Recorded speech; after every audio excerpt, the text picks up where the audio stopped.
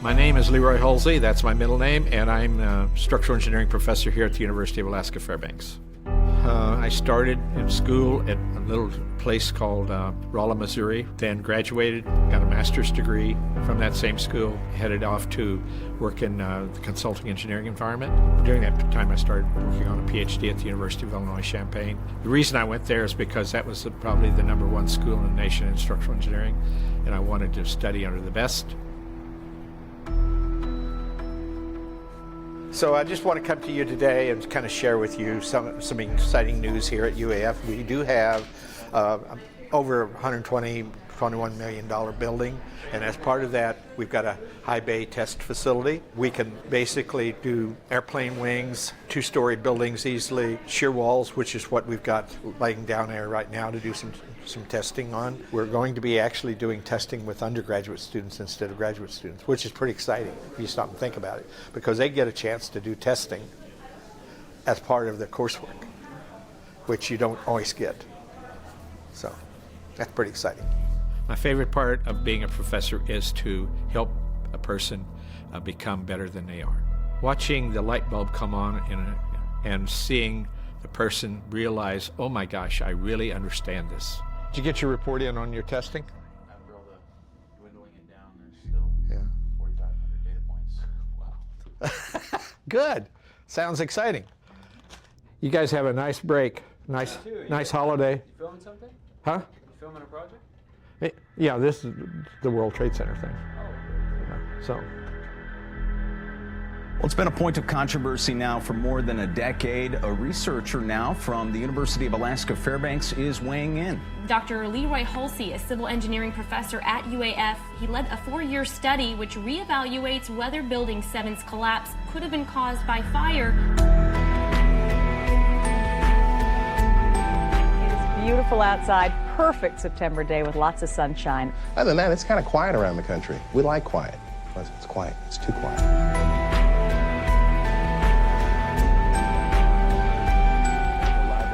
Show you a picture of the World Trade Center, where I understand, do we have it? Apparently, a plane has just crashed into the World Trade Center here in New York City. It happened Un avión chocó contra el World Trade Center de Nueva York, que sería una de las dos. I was living in Oakland, California, and I was involved in a little incident of crime in my own neighborhood at that morning.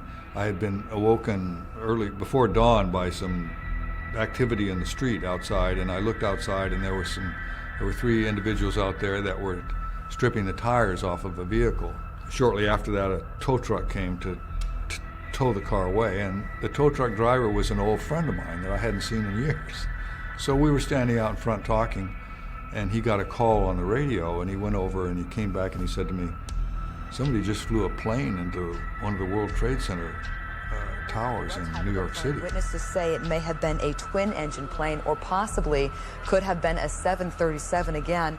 Those days we used to have television. I threw my television out the window. We don't watch the TV anymore. But so I saw the buildings sometime after 9 o'clock in the morning. So that's when I saw it. First, of course, you think that this is not real. And then, it starts sinking in. And then, of course, the other plane came in.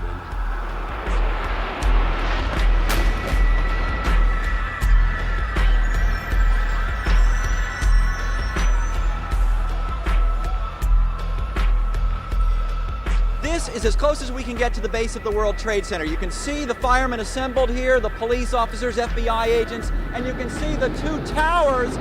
A huge explosion now, raining debris on all of us. When the Twin Towers collapsed and we watched it on the television, I found it hard to believe. It was shocking. It just seemed impossible.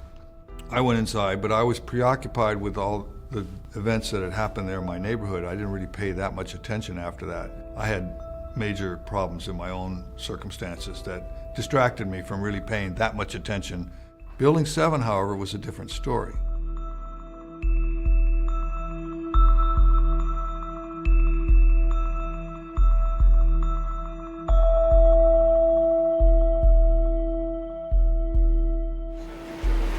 Second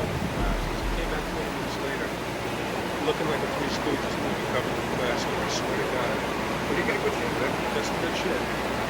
Then we went back there. Whoa, whoa, whoa, whoa!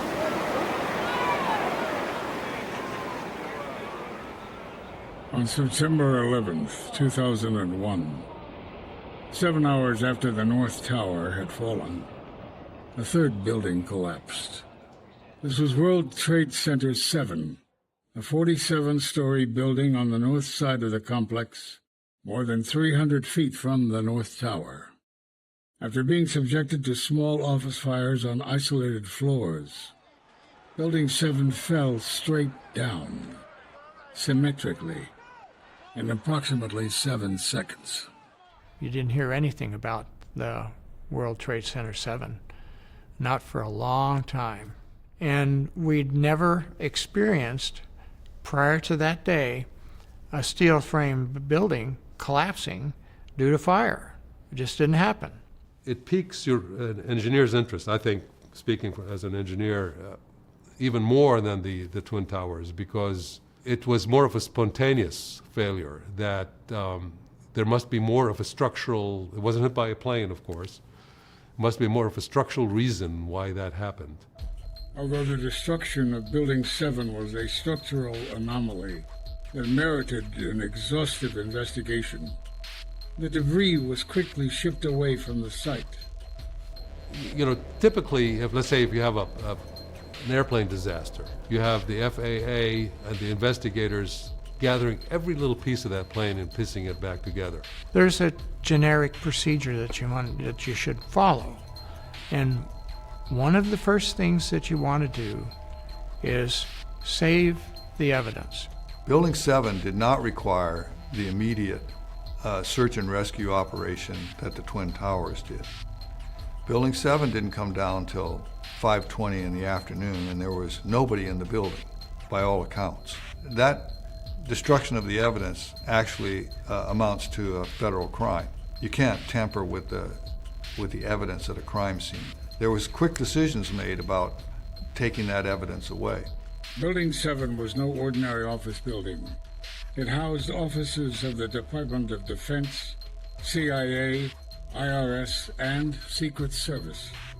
It also held files related to numerous Wall Street investigations, many of which were not backed up elsewhere. Controversy started revolving around Building 7 and its collapse. People just need to look at the whole reason that we got into this fiasco, 9/11, and ask themselves, how did Building 7 out of that complex fall? They didn't answer many questions about why Building 7 fell in the way it did. Building 7 of the World Trade Center came down. It was never hit by an airplane. Santa Cruz, California. Good morning. FEMA claimed in its 2002 Building Performance Study Report the specifics of the fires in WTC 7 and how they caused the building to collapse remain unknown at this time.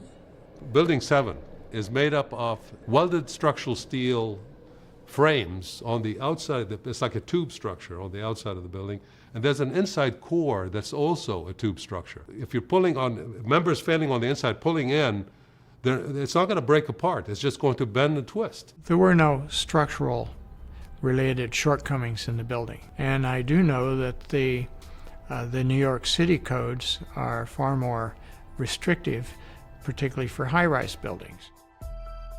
And yet on 9/11, many claimed that Building 7 would collapse. This included members of the New York Fire Department. So we were setting up triage as close to the pile as possible, as on it in many cases. By noon or 1 o'clock, they told us we had to move from that triage site up to Pace University, a little further away, because Building 7 was going to come down or being brought down. Did they actually use the word brought down, and who was it that was telling you this? The fire department. They did use the word, we're going to have to bring it down. The news agencies had their say as well, with some even claiming Building 7 had collapsed before it had done so. We are getting information now that one of the other buildings, Building 7, in the World Trade Center complex is on fire and has either collapsed or is collapsing. Keep your eye on that building. It'll be coming down. The building is about to blow up.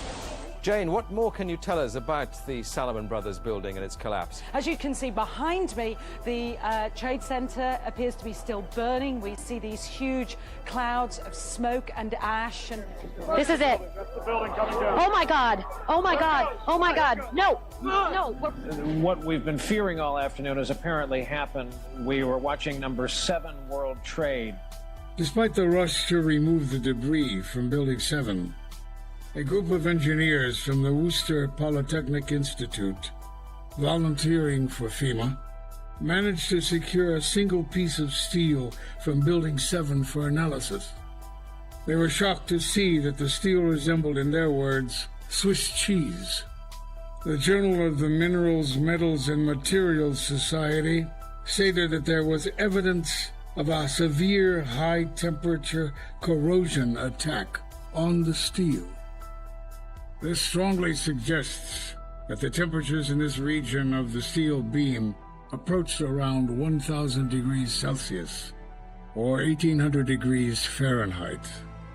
FEMA's hypothesis was a liquid eutectic mixture containing primarily iron, oxygen, and sulfur formed during this hot corrosion attack on the steel. The temperatures required to produce liquid iron far exceed those achievable from an office fire. That shows there's quite a bit of other chemicals involved causing the steel to corrode and basically disintegrate like that. FEMA referred to these extreme temperatures as a very unusual event, and pointed out that this same phenomenon was seen in samples from one of the Twin Towers. This might be related to the fact that Ground Zero became the site of the longest burning structural fire in history, with extremely high temperatures located specifically in the footprint of the Twin Towers and Building 7.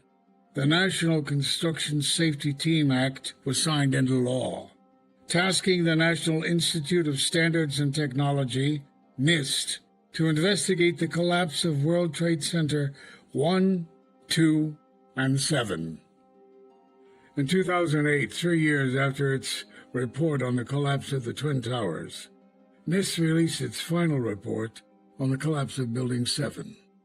This was a moment heavily anticipated by many, as Building 7 had been marred with controversy since it collapsed. The report would be, for all intents and purposes, the government's official story regarding what happened.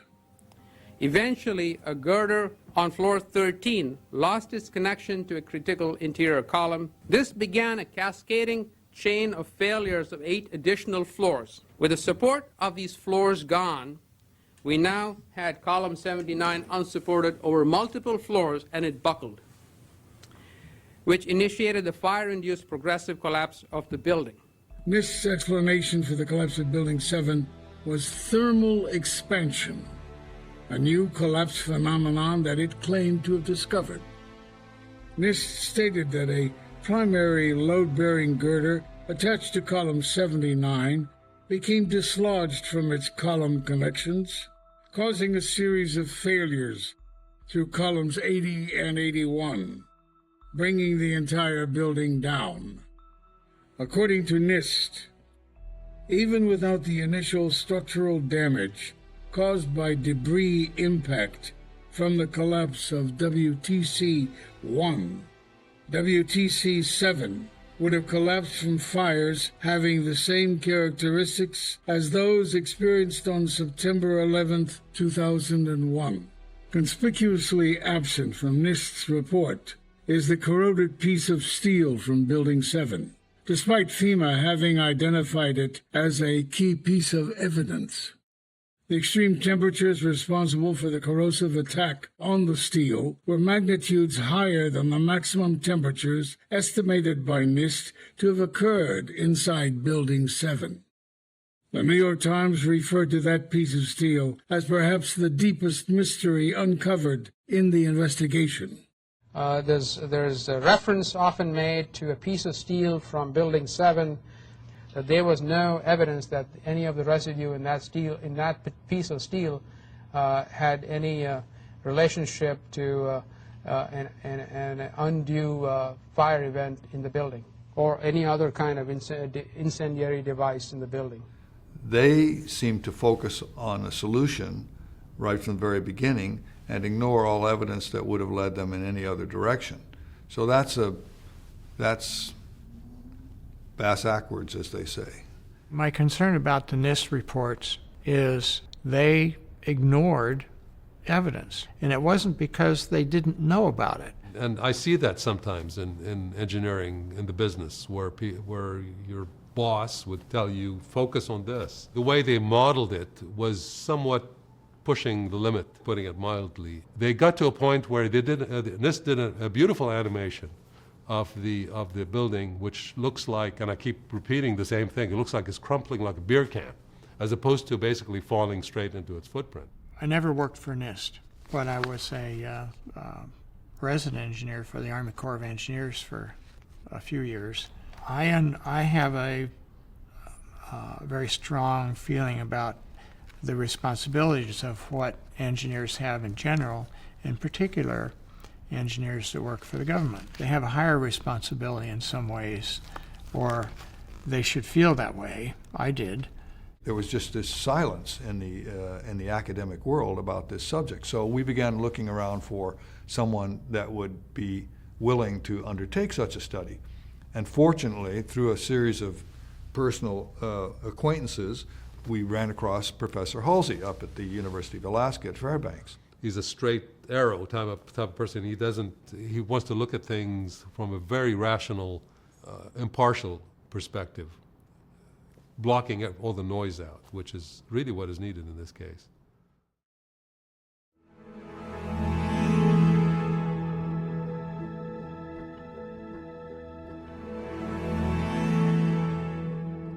In 2015, Professor Halsey began his investigation into the collapse of Building 7, funded by Architects and Engineers for 9/11 Truth.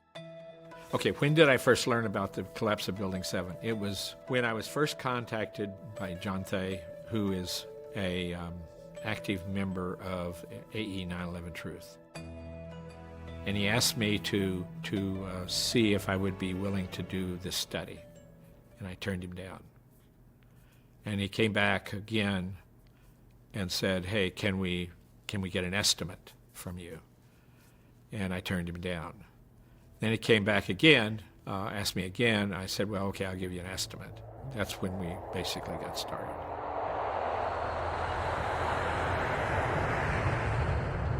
I was flown to New York, and there I began to see footage, and I began to see the area, and I walked around the area. It was a few days where I was educated on exactly what happened, where it happened, what the conditions were, saw footage that I could get, and so forth. Let's just talk about the overall problem. The building had a symmetric free fall that occurred suddenly over 8 stories, meaning that the entire building, the footprint of a football field, each floor was the size of a football field. And no steel frame building has ever completely collapsed due to fire. That's a concern. It looks like the core was removed for 8 stories to promulgate that 8-story free fall. So that's about as symmetrical collapse as you can get. You can't get much more symmetrical than that, no. And you can't get something like that unless you create it. You see the east side penthouse coming down first. I see that. You see that? Yep. And then if you look at the shock wave, it only goes down 15 stories.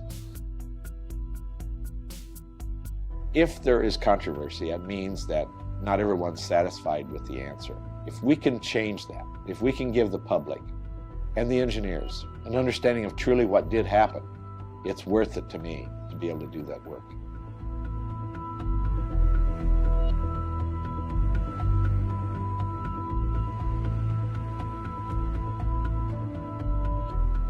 I don't develop first impressions. I can't afford first impressions. I develop material, and then from that I develop what I think are the conditions. I'm really kind of shocked. I mean, I knew this, but it makes no sense that you would not take the steel. I mean, we do it for planes. We do it for anything that breaks. This girder is A2000. It's designated A2001. Its shop drawing has never been released. Really? No. Why is that? That's a good question. I really do enjoy complications. And the more complicated, the more I enjoy it. When I first started, I had a couple of students that were really interested, and they spoke to their families and they just chose not to work out it. They thought it was too risky. You know, it's a couple of students that had spent their lives thinking about this. So. For Halsey, who's in his 70s, and this happened like over 10 years ago now, but over 10 years ago when this happened, I was in 2nd grade, so I'm going to be living with the implications of this for a much longer time. I don't trust what's been said on either sides fully, so that's why I'm really interested in the actual scientific reasoning behind all of it. If fire caused Building 7 to collapse, it would be the first ever induced collapse of a steel frame building, high-rise building due to fire. If you imagine these white lines right here are vertical, and you can see as you look at it that the structure is basically coming down as a straight line. It's amazing how straight it's dropping. So it kind of indicates there was no resistance to the drop. In December 2007, it was acknowledged in the advisory committee meeting of the NIST that the fires in WTC-7 were ordinary office fires and burned out in a given location in about 20 minutes.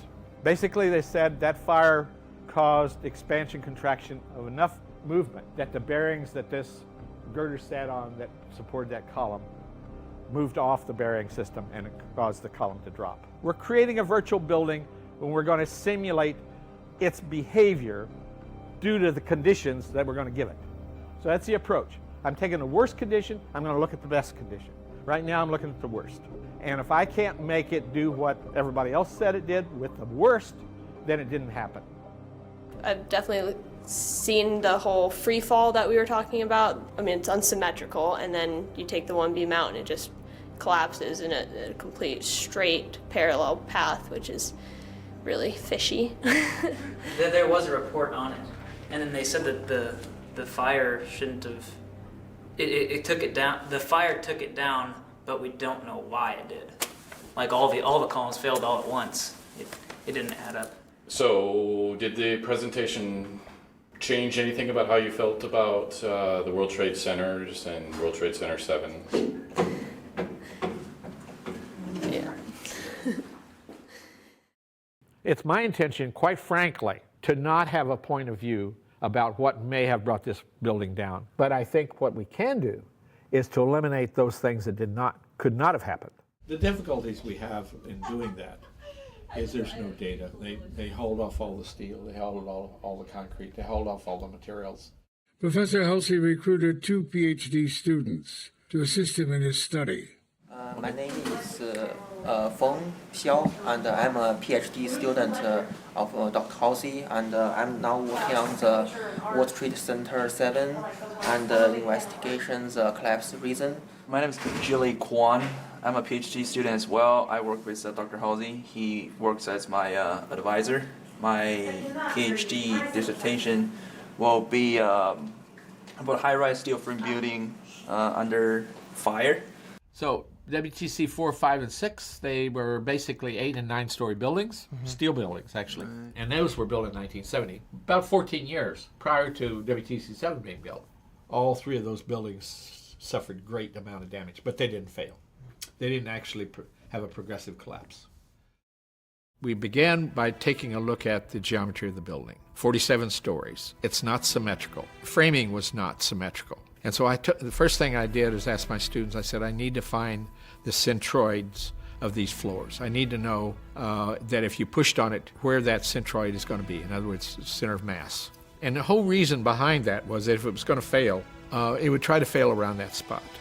So we ended up with erection drawings, and then from the erection drawings, we put that into a 3D model in AutoCAD. Okay, so the last couple of weeks I have been building World Trade Center 7, The first 7 floors, the first 4 or 5 floors that we do not have all the information about, because the World Trade Center 7 was built upon a electrical substation, and the original as-built for the electrical substation were missing. About a year ago or two, when they were both here, quite frankly, there was a couple guys that contacted them and asked them not to do any more studies with me because they felt the project was flawed and they shouldn't be doing any research. And they both came to me and they said, here's what the email that we got. And they said, we plan on continue working with you. And I found that kind of interesting. So I guess there's a group out there called Debunkers, and that was one of them. But they didn't email me. They didn't tell me about it. They only told the students. But the students felt like they were doing really good work. I wanted to ask Tony. Tony, you introduced me to this in New York. Are you still there, and do you have any comments? They're grasping the air that there was a little bit of fire. You're going to give them their temperatures, Leroy, and it's still not going to have a problem. Well, I think, at this point, I have chosen to assume there's no fireproofing anywhere. And if I can put that as a boundary and we don't have a problem, then all of a sudden that whole issue, that whole chapter by Nice is wrong. We know that. We then used 2 computer programs, Abacus, which is an extremely powerful program, highly sophisticated. I then had the other student also duplicating that with another computer program, and that was SAP 2000. From that, we looked at floor 12 and floor 13, as did NIST, and we began to examine the conditions on those floors. The Nice report basically said that the column 79, which is off-center, it's way off on the corner. I'll show it to you in a minute if you want to see it.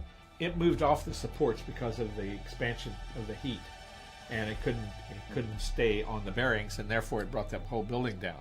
Our preliminary results is not finding that. We initially did not even go to looking at NIST.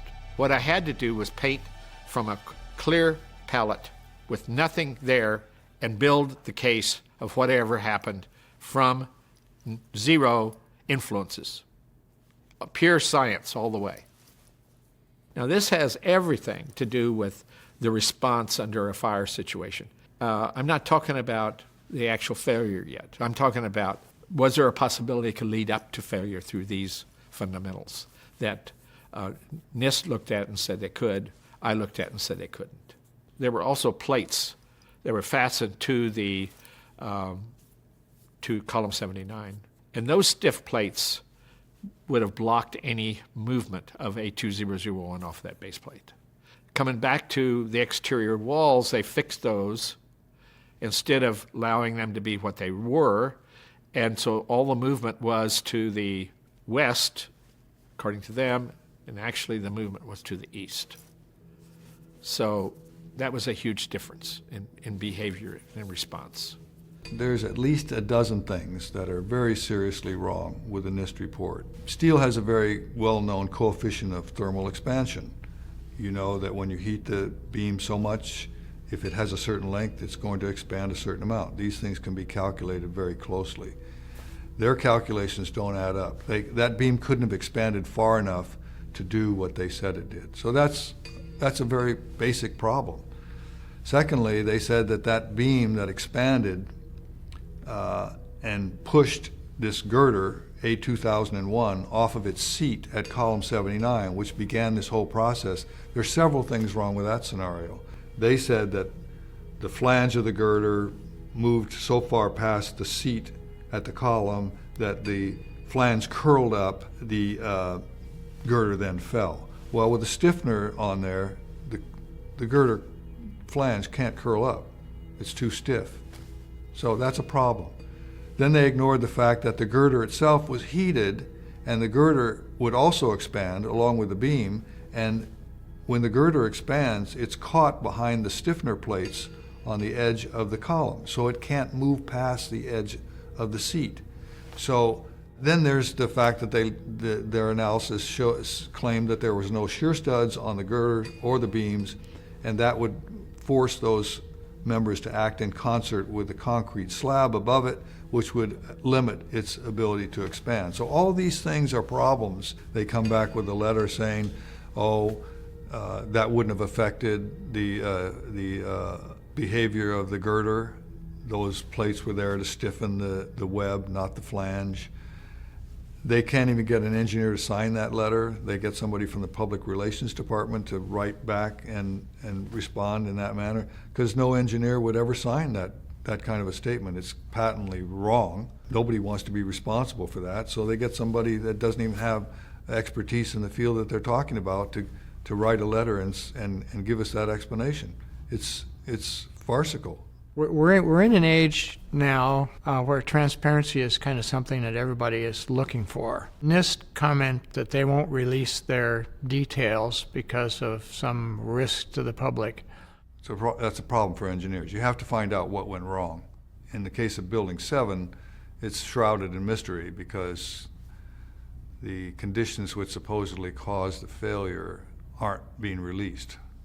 They've been held under lock and key because the government claims that the release of that information would be a danger to public safety. Previously, they would have released it if it was asked in a different light, but just because, there's interest in actually doing a real study here.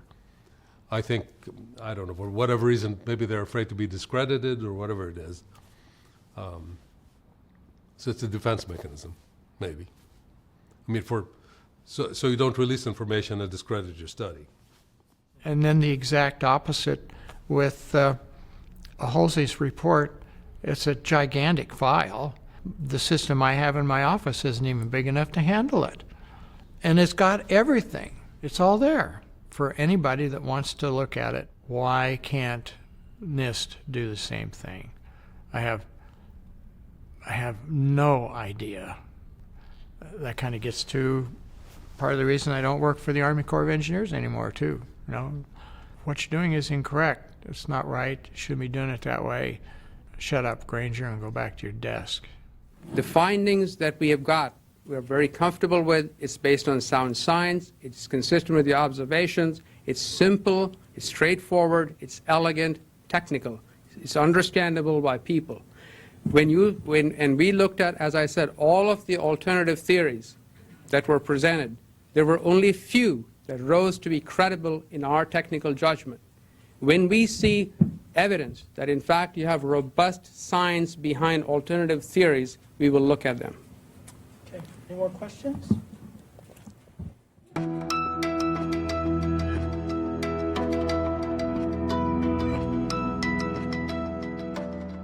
The draft report of Professor Halsey's study was released for public comment in September 2019, 4 exhausting years later. Well, you know, I'm a perfectionist. I'm very satisfied with what we found. The thing that threw me for a loop is that I thought surely the progressive collapse and the collapse understanding would have been more clear. We spent almost a year on that issue alone. So that was a surprise to me. I didn't expect that to be the case. How much has changed between the draft report that we're scrolling through right now and what the final report will be? Hardly any. Really? Not much. A few little things here and there, but for the most part, it's not significant. So pretty pleased about that. They went through every single one of the components, the initiating events, the beam failures, the column failures, and then, of course, the entire building failure. And every one of those events was impossible to show to make the building collapse the way it came down. It was impossible. And he uncovered that if you do actually cause all these elements within the building to collapse, what's going to happen? The NIST model shows the building crumpling, as we had talked about. Going further there, what happens after that is that the building actually leans to one side and does not disintegrate and collapse into its footprint. There was no reason for anyone to think that World Trade Center 7, with the fires that were in it, was going to collapse at all.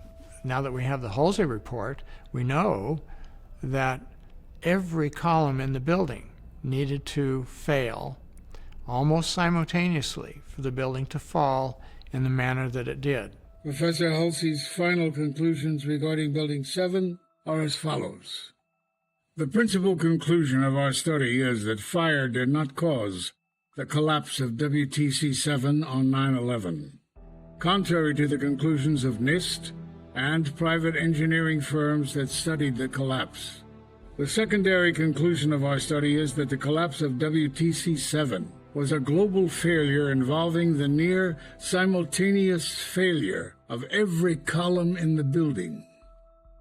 The simultaneous failure of all core columns over 8 stories, followed 1.3 seconds later by the simultaneous failure of all exterior columns over 8 stories, produces almost exactly the behavior observed in videos of the collapse, whereas no other sequence of failures that we simulated produced the observed behavior. So what does that really tell you? It really tells you that all those interior columns came out at once. At once. The exteriors also, a few seconds later, came out at once, giving you free fall, which comes down, straight down. No thermal expansion, no girders walking off their seat. Sever the columns over 8 stories, and the building comes straight down. Our take-home message today is that the reason for the collapse of World Trade Center 7 is no longer a mystery. It fell because thermal expansion, a phenomenon not considered in current building design practice, caused a fire-induced progressive collapse. I feel good about what we did. Consulting engineering firms, architectural firms, they depend heavily on governmental grants, governmental funds. They don't want to cut off the hand that feeds them. And I feel like that's been a factor for some time. In fact, after the draft was released a few months ago, we arranged for him to give a presentation down at the University of California at Berkeley, which is my alma mater, and which I was hopeful there would be some positive response from the faculty there. And we got zero response. They just do not want to touch this subject. You know, we can speculate upon the reasons. It usually involves money. When they get beyond that and can share knowledge scientifically at the professional engineering level, you're going to see a big difference. And I'm pretty optimistic about that. Early on, I had a lot of conversations with peers. So I would ask, please take a look at this thing and tell me what you think.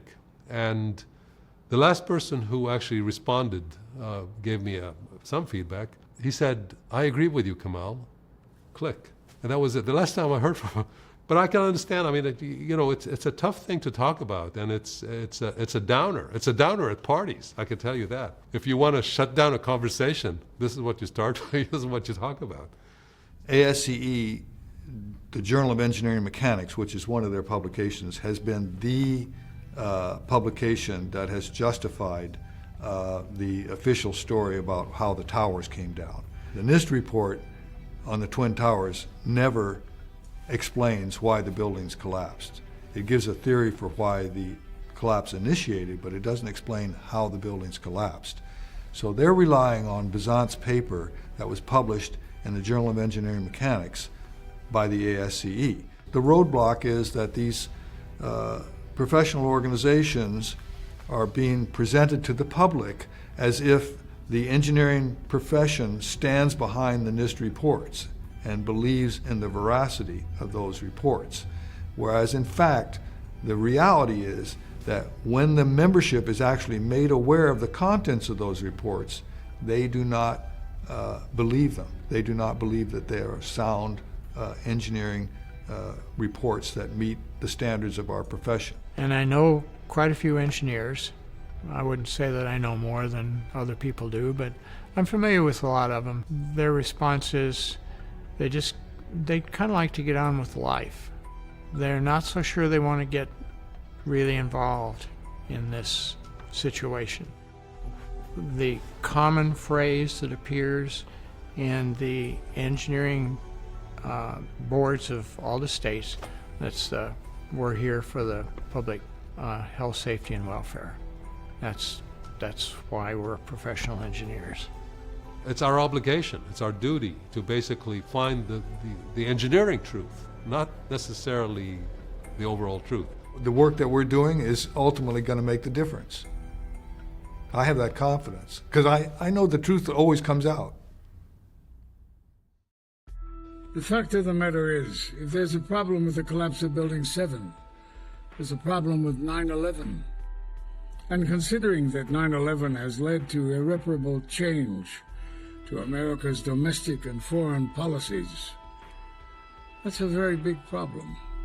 There is nobody that you can ask, where were they on 9/11? They can't tell you, right? So that tells us right there that 9/11 was a world-changing day, world-changing events. So many times I hear post 9/11, pre 9/11, everybody divides world history now from 9/11 before and 9/11 after. That's the reality of the world that we live in. We all know that the world changed profoundly on 9/11, and it's all built upon this premise. And the fact that it could be a different story, I think it's hard for people to face that. Like the story says, I mean, what are you going to tell your granddaughter? That you did nothing? I mean, I hate to see the planet destroyed, people's livelihoods getting destroyed overseas, and I mean, it's just very disturbing. We got to stop this craziness, this insanity. You know, that's why I don't subscribe to any of the media anymore, just Zippo. I'd like to see a world where we weren't constantly at war, living in fear, a world where there is more resources devoted to actually developing the potential of the coming up generation, having to tolerate a government that feels the need to have surveillance of all of our activities, our personal conversations, and everything that we do. The only difficult thing about change is change itself. Some people don't want to do that. They're afraid to do that. They don't want to open that door. They're willing to go in and out the other door that they've used for years and years, and it works fine. I don't know what's behind that door, and I don't want to go there. That door that you've been using, it works fine. The hinges don't squeak, and the latch works. What more can you ask? I'm worried. I'm worried about this country right now. We just seem to be doing a lot of yelling and screaming and no hearing, no listening. Maybe some hearing, but no listening. So are we in a post 9/11? Yes, we are. Does that mean just that is a problem? I think it's bigger than that. I just don't know where we are right now. It's a bit troublesome. Is that the question you're asking?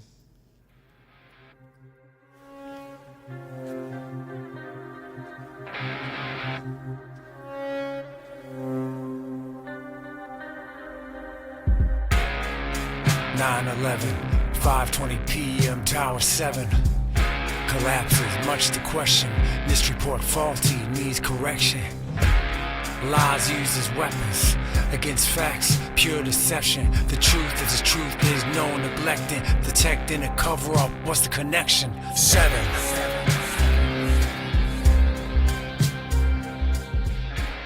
If the press really wanted to hop on the story, if we really had a valid press, maybe they would jump into what happened to Building 7 and all the rest of the information that happened on 9/11. Thank you, sir. Oak Creek, Wisconsin. 7 did not fail due to fire. Proof prevails. Explosions heard, yet a search for explosives never occurred. Why omit this potential evidence so suspicious? Misreport fictitious, malicious deeds to which we bear witness. 7. You hear this collapse, sounds like thunder. Shock waves going through. You can see a shock wave go up, the windows blast out. You know, it was like I thought I was watching a movie. It was so, I mean, I can't believe this is happening. You know, it's really ridiculous. But you know, came down floor by floor. I certainly am much more open-minded about it than I was, and it is because of the involvement of the 9/11 families and all these engineers and architects. Clearly, they know more than I do. Thanks, gentlemen. Thank you.